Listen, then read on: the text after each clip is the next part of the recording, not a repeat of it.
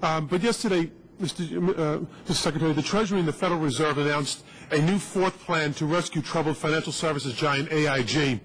I do agree that AIG sustainability is the linchpin for some of our recovery efforts, and it's important for the federal government to work to keep it afloat. However, I must demand for AIG increased accountability and transparency, something that was not done during the previous administration.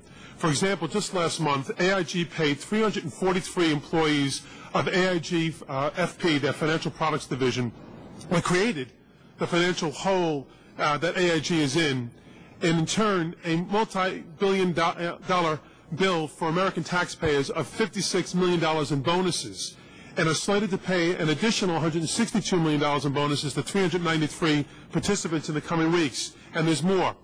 Further bonus payments totaling approximately $230 million are due to 407 participants at AIG's Financial Products Division in March 2010.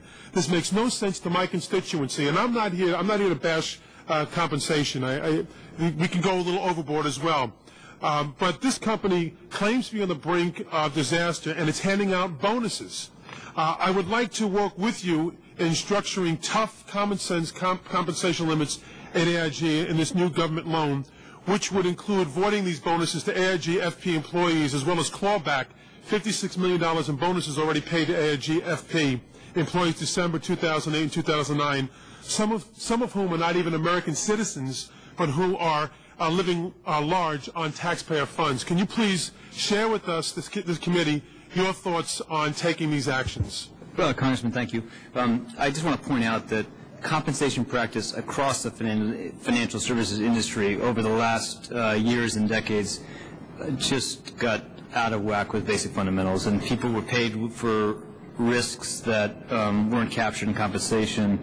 And part of what we do to make sure this kind of crisis doesn't happen in the future is to change those basic incentives, and there's going to be a role for government in doing that.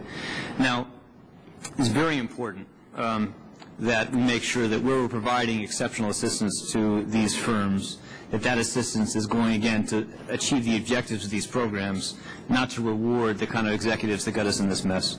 I'm deeply committed to that objective. The President laid out some very comprehensive conditions in his proposals last month. Congress passed, as part of the Recovery Act, a set of additional provisions. We are now in the process of designing regulations, guidelines to apply those provisions, and we're going to be as careful and responsive as we can to the concerns you have, so many Americans have, about how these resources have been used. And I just want to say that the judgments made by these boards of directors and senior executives across parts of the financial have just caused a lot of damage to public confidence in the quality of their judgment, and they have a deep responsibility and obligation to make more careful judgments going forward, but we're not going to be able to depend on them to do it. We're going to make sure that there's conditions that come with our assistance to assure that. So we're going to figure out how to apply these new provisions in a way that's as carefully designed as possible. Obviously, we want these businesses, we want to achieve the objectives of what we did in AIG. We want them to be able to run their business and restructure so we're in a better position going forward.